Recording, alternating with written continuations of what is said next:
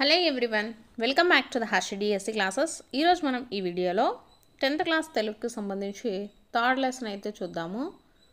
10th class Telugu అండి, third lesson శతక మాధుర్యం. First second లెసన్స్కి సంబంధించి వీడియోస్ అయితే చేశాను. వాటి యొక్క లింక్స్ కింద డిస్క్రిప్షన్లో ఇస్తాను, ఎవరైనా చూడాలి అనుకుంటే చూడండి. నెక్స్ట్ థర్డ్ లెసన్ శతక మాధుర్యం. సో ఇది వచ్చేసి వివిధ శతక కవుల చేత అయితే రచించబడిందండి శతక మాధుర్యం అనేటటువంటి లెసన్. సో దీంట్లో ఫస్ట్ మనకు చదవండి, ఆలోచించండి, చెప్పండి అనే దాంట్లో జ్ఞానుల చరితము వీనుల నానుచు సత్పురుష గోష్ఠి ననగాంబునుచున్ బూనుము ధర్మపదంబును దానెరిగిన ఎంత మరువదగదు కుమార అనేసి ఇచ్చారు. సో కుమార శతకాన్ని రచించింది ఎవరు అంటే పక్కి అప్పల నరసయ్య అండి. సో ఈ పద్యం రచించింది ఎవరు? పక్కి అప్పల నరసయ్య. సో ఈ శతక మాధుర్యం అనేటటువంటి లెసన్ యొక్క ఉద్దేశం వచ్చేసి మనకు శతక పద్యాలు జీవన నైపుణ్యాలను ప్రబోధిస్తాయి. సో ఈ పద్యాల ద్వారా మనం విద్యార్థుల్లో ఉత్తమ పౌరులుగా అలాగే లోకజ్ఞానం కలవారిగా తీర్చిదిద్ది వారిలో నైతిక విలువలను పెంపొందించడమే ఈ పాఠ్యం యొక్క ఉద్దేశం అండి. శతక మాధుర్యం అంటే దీంట్లో శతక పద్యాలు అయితే ఉంటాయి. సో వాటి వల్ల మనం విద్యార్థుల్లో ఏంటివి నైతిక విలువలను ఉత్తమ పౌరులుగా తీర్చిదిద్దడమే ఈ లెసన్ యొక్క ఉద్దేశం అండి. దీంట్లో మనకు కవి పరిచయాలు ఇచ్చారు. ఫస్ట్ మారద వెంకయ్య గురించి చూద్దాము. మారద వెంకయ్య క్రీస్తు శకం 1950 నుంచి 1600 మధ్య కాలానికి చెందినటువంటి కవి అండి. సో భాస్కర శతకాన్ని రచించారు. భాస్కర శతకాన్ని రచించింది ఎవరండి? మారద వెంకయ్య. ఈ శతకం వచ్చేసి ఉదాహరణపూర్వకమైన నీతి బోధలతో కొనసాగుతుంది. ఇది తెలుగులో వచ్చిన మొదటి దుష్టాంత శతకం అండి. మొదటి దుష్టాంత శతకం ఏది అంటే భాస్కర శతకం అండి. ఎవరు రచించారు? మారద వెంకయ్య. నెక్స్ట్ సెకండ్ది దూర్జటి గురించి అండి. దూర్జటి 16వ శతాబ్దానికి చెందినవారు. శ్రీకృష్ణదేవరాయలు అష్టదిగ్గజ కవులలో దూర్జటి ఒకరనమాట. సో శ్రీకాళహస్తీశ్వర శతకము, శ్రీకాళహస్తి మహత్యము రచించిన వారు ఎవరు అంటే దూర్జటి. నెక్స్ట్ థర్డ్ది పోతులూరి వీరబ్రహ్మేంద్ర స్వామి అండి. సో ఏ శతాబ్దానికి చెందిన కవి అంటే 17వ శతాబ్దానికి చెందిన కవి. సో కవులు శతాబ్దానికి సంబంధించి మనల్ని క్వశ్చన్స్ అయితే అడుగుతారు. కవులకు సంబంధించి శతాబ్దాలు కూడా గుర్తుపెట్టుకోండి. పోతులూరి వీరబ్రహ్మేంద్ర స్వామి వచ్చేసి మనకు 17వ శతాబ్దానికి చెందినటువంటి వారండి. కడప జిల్లా వాసి. కాలజ్ఞానము, కాళికాంబ సప్తశతి, సిద్ధ గురుబోధ, వీర కాళికాంబ శతకము వంటి రచనలు అయితే చేయడం జరిగింది. నెక్స్ట్ వేమన గురించి ఇచ్చారు. వేమన క్రీస్తు శకము 1652 1730 మధ్య కాలానికి చెందినటువంటి కవి అండి అని పరిశోధకుల అభిప్రాయము. ఈయన శ్రీ సత్యసాయి జిల్లా కాటూరుపల్లిలో సిద్ధి పొందారు. విశ్వదాభిరామ వినుర వేమ అనేటటువంటి మకుటంతో ఆటవెలది చందంలో పద్యాలను రచించారనమాట. సో మనకు ఇతని యొక్క మకుటం ఏదంటే వేమన యొక్క మకుటము విశ్వదాభిరామ వినుర వేమ అండి. సో ఇక్కడ వేమన గారు రచించేటటువంటి పద్యాలలో మనము ఆటవెలది చందంలో పద్యాలను అయితే చూడొచ్చు. నెక్స్ట్ ఏనుగు లక్ష్మణ కవి గురించి ఇచ్చారండి. ఏనుగు లక్ష్మణ కవి వచ్చేసి క్రీస్తు శకం 1720 నుంచి 1780 మధ్యలో ఇతనైతే చేశారు. సో కాకినాడ జిల్లా పెద్దాడ గ్రామవాసి. భర్తృహరి సంస్కృతంలో రాసినటువంటి సుభాషిత త్రిశనిని సుభాషిత రత్నావళి అనే పేరుతో తెలుగులోకి అనువదించారు. సో వీరు రామేశ్వర మహత్యము, విశ్వామిత్ర చరిత్ర, గంగా మహత్యము, రామవిలాసము వంటి రచనలు అయితే చేయడం జరిగింది. సో ఏనుగు లక్ష్మణ కవికి సంబంధించినటువంటి ఇన్ఫర్మేషన్ అండి. నెక్స్ట్ శ్రీమతి ధార్ల సుందరీమణి 19వ శతాబ్దపు కవయిత్రి. పల్నాడు జిల్లాలోని చర్లగుడిపాడులో జన్మించారు. 1833లో భావలింగ శతకం అయితే రచించారు. భావలింగ శతకాన్ని రచించింది ఎవరంటే శ్రీమతి ధార్ల సుందరీమణి అండి. శ్రీమతి ధార్ల సుందరీమణి. నెక్స్ట్ త్రిపురనేని రామస్వామి చౌదరి. క్రీస్తు శకం 1887 1943 కృష్ణా జిల్లా అంగులూరులో ఒక రైతు కుటుంబంలో అయితే జన్మించారు. కుప్పుస్వామి శతకము, సూతా పురాణము, కూని, రాణా ప్రతాప్ వంటి రచనలు అయితే చేశారు. ఎవరు? Tripuraneni Ramaswamy Chowdary. Next 9th one Shaik Mohammad Hussain అండి, 20వ శతాబ్దానికి చెందిన కవి. ఏలూరు జిల్లా దొరసానిపాడు గ్రామంలో జన్మించారు.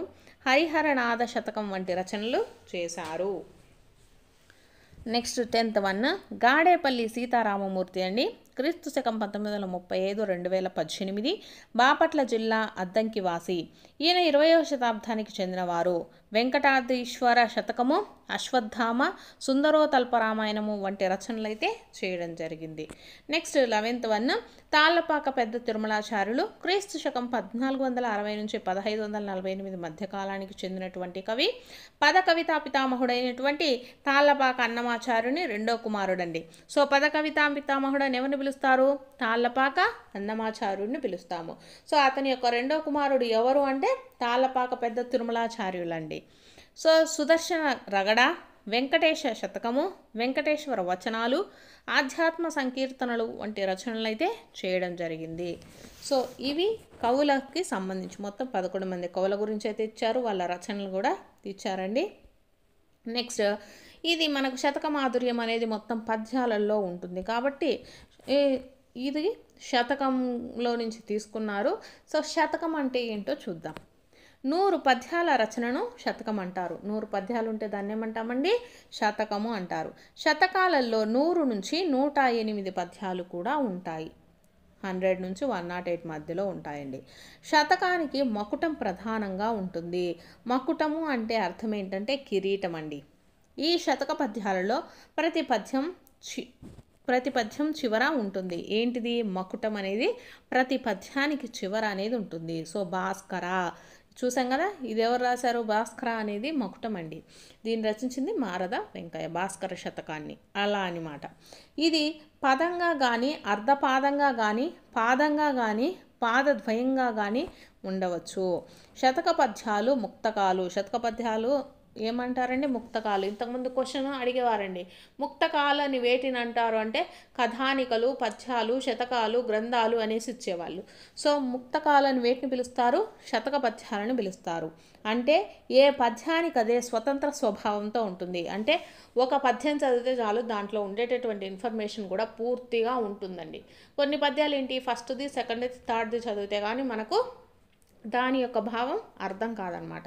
కానీ ఈ శతక పద్యాలు ఏంటి, ఏ పద్యానికి ఆ పద్యమే స్వతంత్ర స్వభావంతో ఉంటుంది, అంటే పూర్తి అర్థంతో ఉంటుందండి. ఇది శతకానికి సంబంధించిన ఇన్ఫర్మేషను. నెక్స్ట్ నేను ఇక్కడ పద్యాలు అయితే ఏం చెప్పడం లేదు. నెక్స్ట్ గ్రామర్కి అయితే వెళ్ళిపోదాము.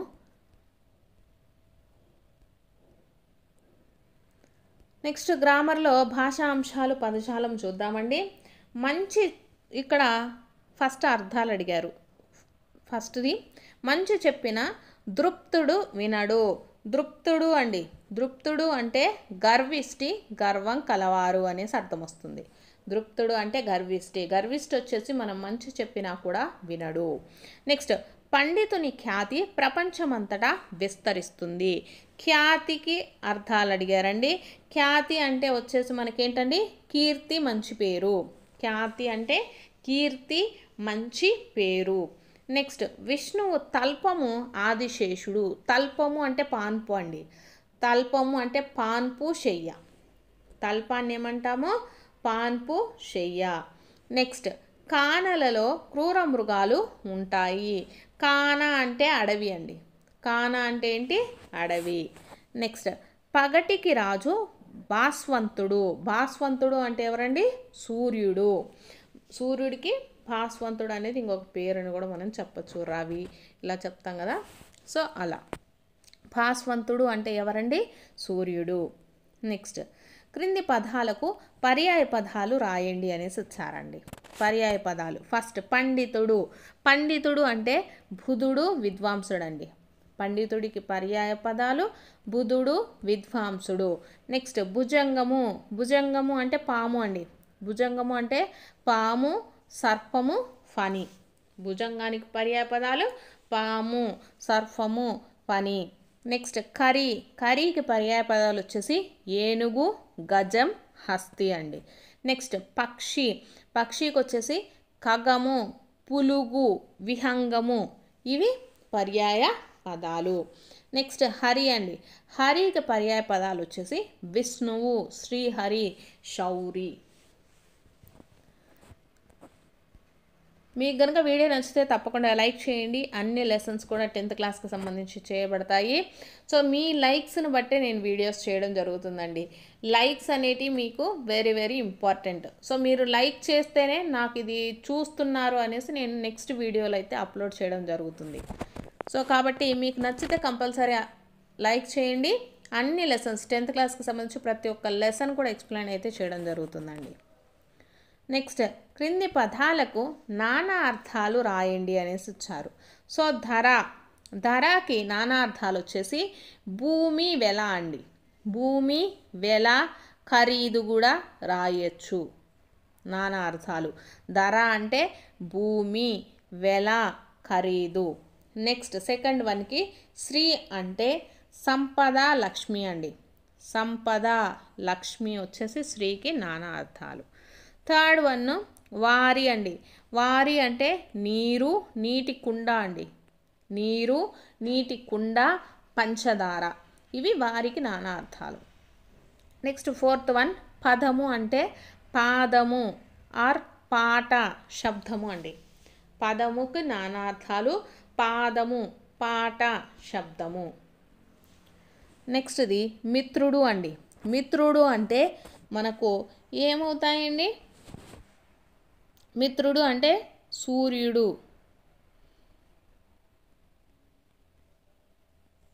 సూర్యుడు ఆర్ స్నేహితుడు అండి. మిత్రుడికి స్నేహితుడు, సూర్యుడు నానా అర్థాలు.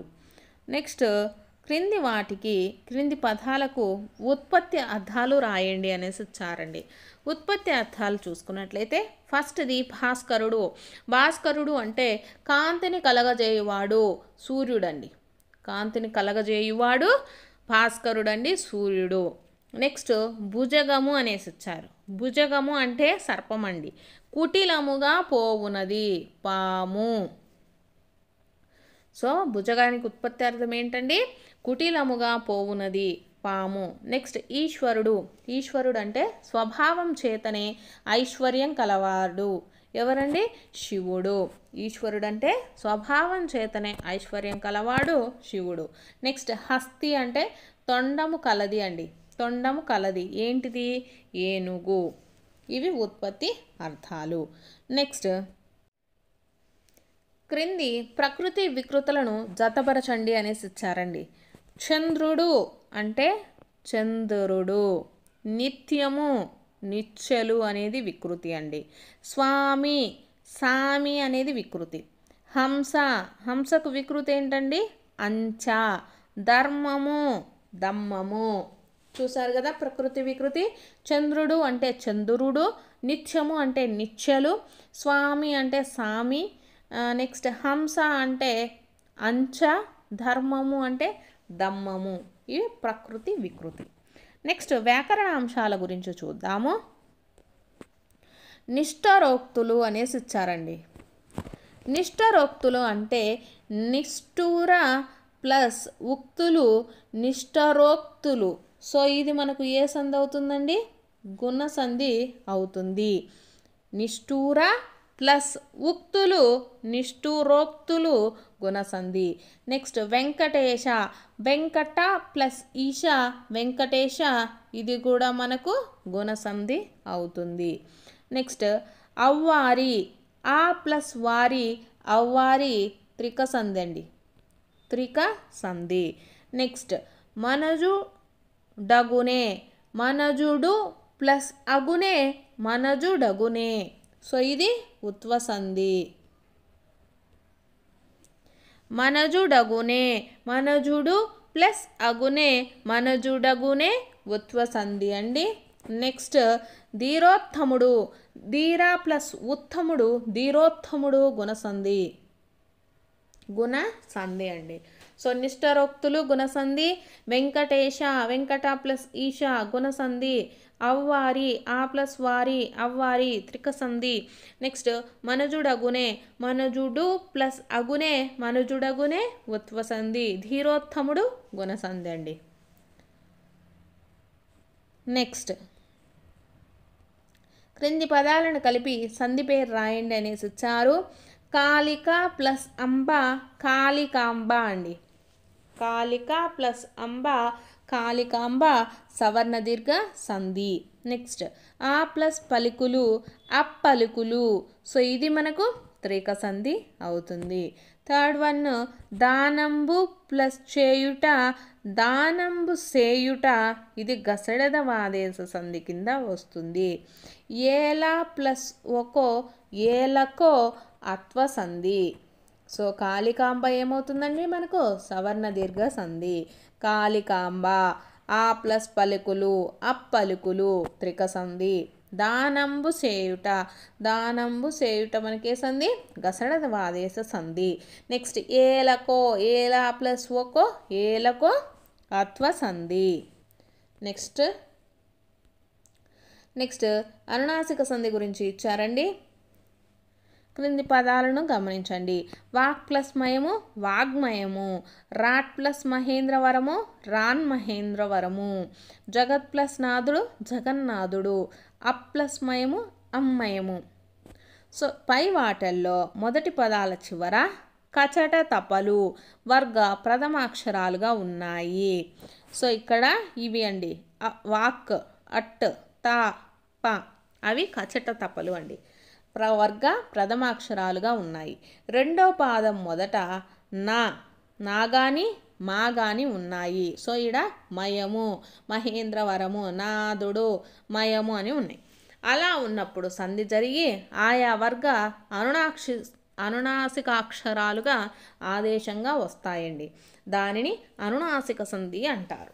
సో అనునాసిక సంధిలో ఏంటంటే మనకు మొదటి పదాల చివర ఏమొస్తాయండి కచట తప్పులు వర్గ ప్రథమాక్షరాలుగా ఉండి రెండో పదం మొదట మనకు మా గాని నా గాని ఉంటే అప్పుడు ఇది ఏమవుతుందండి అనునాసిక సంధిగా వస్తుంది. మనకు అనునాసిక సంధిలో అనునాసిక అక్షరాలు ఆదేశముగా వస్తాయి. ఇది అనునాసిక సంధి గురించి. సో కింద కొన్ని ఇచ్చారు ఎగ్జాంపుల్స్ చూద్దాము. జగత్ ప్లస్ నివేశ ఏమవుతుందండి మనకు జగన్నివేశ అనునాసిక సంధి. నెక్స్ట్ దిక్ ప్లస్ మండలము దిగ్మండలము అనునాసిక సంధి. రాట్ ప్లస్ మణి రాన్మణి అనునాసిక సంధి. ఇది కూడా ఈ మూడు కూడా మనకు అనునాసిక సంధులేనండి. నెక్స్ట్ క్రింది సమాస పదాలకు విగ్రహవాక్యం రాసి సమాస పేరు రాయండి అనేసి ఇచ్చారు. శౌర్యలక్ష్మి శౌర్యమనేడి లక్ష్మి శౌర్యలక్ష్మి రూపక సమాసం. నెక్స్ట్ ప్రతిదినము అంటే దినము దినము ప్రతిదినము అవ్యయీభావ సమాసము. సెకండ్ లెసన్లో వచ్చిందండి అవ్యయీభావ సమాసంలో మనకు ఎగ్జాంపుల్ ఇచ్చారు. ప్రతిదినము అంటే దినము ప్లస్ దినము దినము ప్రతిదినము అవ్యయీభావ సమాసము. నెక్స్ట్ బ్రతుకు తెరువు థర్డ్ వన్ బ్రతుకు కొరకు తెరువు షష్ఠి చతుర్థి తత్పురుష సమాసం అండి. కొరకు బ్రతుకు కొరకు కొరకుకై చతుర్థి తత్పురుష సమాసం. నెక్స్ట్ సజ్జన సంగతి అంటే సజ్జనుల యొక్క సంగతి షష్ఠి తత్పురుష సమాసం. నెక్స్ట్ గురుతర బాధ్యత అనేసి ఇచ్చారండి. గురుతరమైన బాధ్యత విశేషణ పూర్వపద కర్మధారయ సమాసం. మైనా అనేసి వస్తే మీరు గుర్తుపెట్టుకోవాల్సింది విశేషణ పూర్వపద కర్మధారయ సమాసం అండి. సో చూసారు కదా శౌర్యలక్ష్మి అనేది ఏంటిది శౌర్యం అనేది లక్ష్మి రూపక సమాసం. ప్రతిదినము దినము దినము అవ్యయీభావ సమాసం. బ్రతుకు తెరువు బ్రతుకు కొరకు తెరువు చతుర్థి తత్పురుష సమాసం. సజ్జన సంగతి సజ్జనుల యొక్క సంగతి షష్ఠి తత్పురుష సమాసం. గురుతర బాధ్యత గురుతరమైన బాధ్యత విశేషణ పూర్వపద కర్మధారయ సమాసం అండి. నెక్స్ట్ వృత్యానుప్రాస అలంకారానికి సంబంధించి ఇచ్చారు. ఒకటి కానీ అంతకంటే ఎక్కువ కానీ హల్లులు పలుమార్లు వాక్యంలో కానీ పద్య పాదాలలో కానీ వచ్చి శబ్ద చమత్కారం కలిగిస్తే దాన్ని వృత్యానుప్రాస అలంకారం అంటాం. ఇక్కడ ఇచ్చిన వాటిల్లో బేరిక దాండద దాండ దాండ నినదంబుల జాడంబు నిండా. సో ఇక్కడ మనకు డా అనే హల్లు పలుమార్లు పునరావృతి అవటం వలన అది వృత్యానుప్రాస అలంకారం. అంటే ఇక్కడ మనకు ఒక హల్ అనేది పలుసార్లు వస్తుందండి. దాంట్లో అంటే ఒక 4-5 సార్లు మనకు వచ్చినట్లయితే అదేమవుతుంది, మనకు వృత్యానుప్రాస అలంకారం అవుతుంది. ఇది మనకందరికీ తెలిసిందే వృత్యానుప్రాస అలంకారము. నెక్స్ట్, క్రింది పద్యపాదం వాక్యాలలోని అలంకారాలు గుర్తించండి అనేసి ఇచ్చారు. ఇక్కడ చూద్దాం. ఫస్ట్ది, అక్షర జ్ఞానం లేని నిరక్షర కుక్షి ఈ క్షితిలో ప్రత్యక్షముగా కష్టముల పాలగును. సో ఇక్కడ మనకు ఏంటిదండి, ఎక్కువగా రిపీట్ అయింది, క్ష అనేది రిపీట్ అయింది. సో ఇది మనకు ఏ అలంకారం అవుతుంది, వృత్యానుప్రాస అలంకారం అవుతుంది.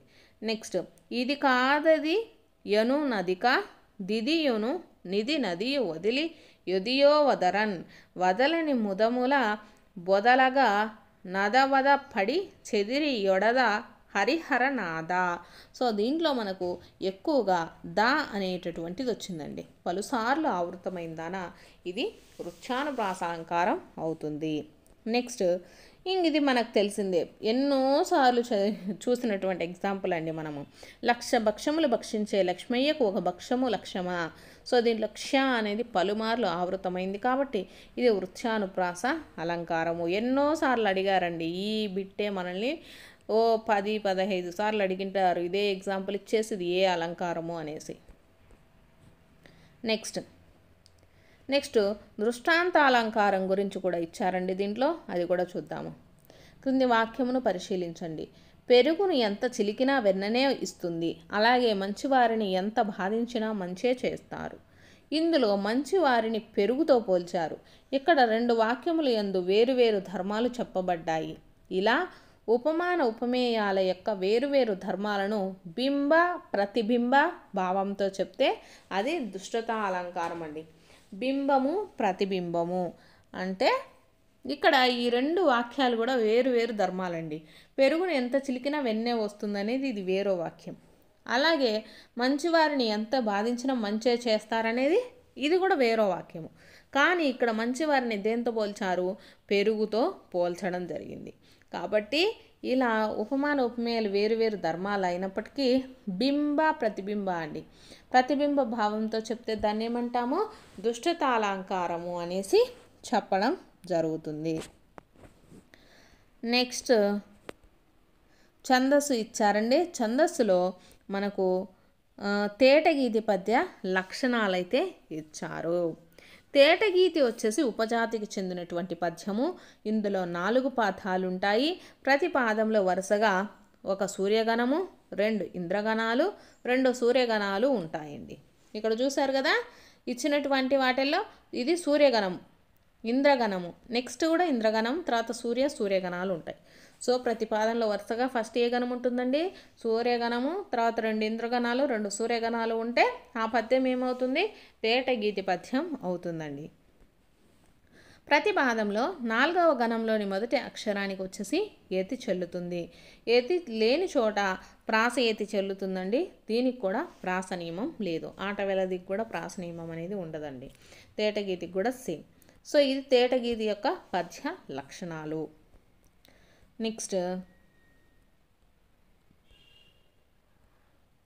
నెక్స్ట్ కథ మీకు తెలుసా అనేసి వచ్చారు, చూద్దాము. జముకుల కథ. జముకుల కథ ఉత్తరాంధ్రకు చెందిన అతి ప్రాచీనమైనటువంటి జానపద కళారూపం అండి. సో జముకుల కథ వచ్చేసి ఏ ప్రాంతానికి సంబంధించింది, ఉత్తరాంధ్రకు చెందినటువంటిదండి, ప్రాచీనమైన జానపద కళారూపము. సో జముక బుడబొక్కడం అని మ్రోగే మనోహరమైన వాయిద్యం అనమాట. స్తూపాకారంగా ఉండే ఒక పాత్రకు ఒకవైపు చర్మంతో మూసి లోపల తీగను అమరుస్తారు. తీగ కదలికల నుంచి వెలువడే ధ్వని గమ్మత్తుగా ఉంటుంది. శ్రీకాకుళం జిల్లా సోంపేట, పలాస, మందస మండలాలలో దీనిని బోనేల పాట, బుడబుక్కల పాట అని కూడా అంటారండి. ఈ జనుముల కథలో వీర, కరుణ, శృంగార రసాలు ప్రధాన పాత్ర వహిస్తాయి. ఈనాటికి ఈ కళ ఉత్తరాంధ్రలో సజీవంగానే ఉంది. ప్రధానంగా వీరు వచ్చేసి ఎల్లమ్మ కథ ఆధారంగా గల కథలను ప్రచారం చేస్తూ ఉంటారు. సో కేవలం జానపదులే కాక సుబ్బారావు, పాణిగ్రాహి వంటి ఆధునికులు కూడా జముకుల పాట ద్వారా ప్రజలలో చైతన్యాన్ని నింపడానికి ప్రయత్నించారు అనేసి ఇచ్చారు. సో ఇక్కడ మనకు జముకుల కథ గురించి అయితే ఇవ్వడం జరిగిందండి. ఇది ఒక జానపద కళారూపం అనమాట. సో ఇది ఏ ప్రాంతానికి చెందిందంటే ఉత్తరాంధ్రకు సంబంధించినటువంటి జానపద కళారూపము. సో ఇదండి జముకుల కథ గురించి. నెక్స్ట్ గంగమ్మ జాతర గురించి ఇచ్చారు. రాయలసీమలో ప్రతి గ్రామంలో కనిపించే గ్రామ దేవత వచ్చేసి గంగమ్మ. తిరుపతి గ్రామదేవత శ్రీ తాతయ్య గుంట గంగమ్మ జాతరను రాష్ట్ర ప్రభుత్వం రాష్ట్ర పండుగగా అయితే గుర్తించింది. దేన్నండి? తిరుపతి గ్రామదేవత శ్రీ తాతయ్య గుంట గంగమ్మ జాతరను రాష్ట్ర ప్రభుత్వం రాష్ట్ర పండగగా గుర్తించిందండి. తిరుపతిలో వారం రోజుల పాటు ఈ గంగమ్మ జాతరను ఎంతో వైభవంగా నిర్వహిస్తారు. కూతురు పెళ్ళి, కుప్పనూర్పుడు, గంగమ్మ జాతర అన్నీ ఒకసారి వచ్చినట్టుంది అనే సామెత తిరుపతి, నెల్లూరు ప్రాంతాలలో ఎక్కువగా వినిపిస్తూ ఉంటుందన్నమాట. అంటే ఈ 3 కార్యాలలో ఒక క్షణం కూడా తీరిక ఉండదు అని అర్థమండి. ఆడపిల్లని వేధించి ఒక దుర్మార్గుణ్ణి సంహరించి గంగమ్మ దేవతగా వెలిసిందని ఇక్కడి వారి నమ్మకం. అందుకే ఇక్కడి ప్రజలు గంగమ్మను తమ ఇంటి ఆడపడుచుగా గౌరవించుకుంటారు. వారం రోజుల పాటు భక్తులు వివిధ వేషధారణలు ధరించడం ఈ జాతర ప్రత్యేకత. తలపై 1000 కళ్ళ దుత్తలు అంటే అనేక కన్నాలు పెట్టిన చిన్న కుండ పెట్టుకొని శరీరానికి వేపాకును వస్త్రాలుగా ధరించి అడుగడుగున పొర్లు దండాలు పెడుతూ చిత్ర విచిత్ర వేషధారణలతో డప్పుల దరువులతో పంబజొల్ల వాయిద్యాలతో పరవశంతో ఊగిపోయే నాటు నృత్యాల నడుమన తిరుపతి గంగమ్మ వారిని దర్శించుకుంటారు. కులమత ప్రాంతాలకు అతీతంగా తిరుపతిలో జరిగే గంగమ్మ జాతర తెలుగు జానపద సంస్కృతికి నిలువుటద్దము అనేసి ఇచ్చారండి. సో ఇది మనకి ఎందుకు ఇచ్చారంటే దీన్ని రాష్ట్ర ప్రభుత్వం వచ్చేసి రాష్ట్ర పండగగా అయితే గుర్తించారండి. దేన్ని? తిరుపతిలో జరిగేటటువంటి శ్రీ తాతయ్య గుంట గంగమ్మ జాతరను. సో ఇక్కడ నెల్లూరు, తిరుపతి, నెల్లూరు ప్రాంతాలలో ఎక్కువగా వినిపించేటటువంటి సామెత ఏంటంటే కూతురు పెళ్ళి, కుప్పనూర్పుడు, గంగ జాతర అన్నీ ఒకేసారి వచ్చినట్టుంది. సో దీంట్లో ఇది ఇంపార్టెంట్. సో ఇది వచ్చేసి థర్డ్ లెసన్కి సంబంధించినటువంటిదండి.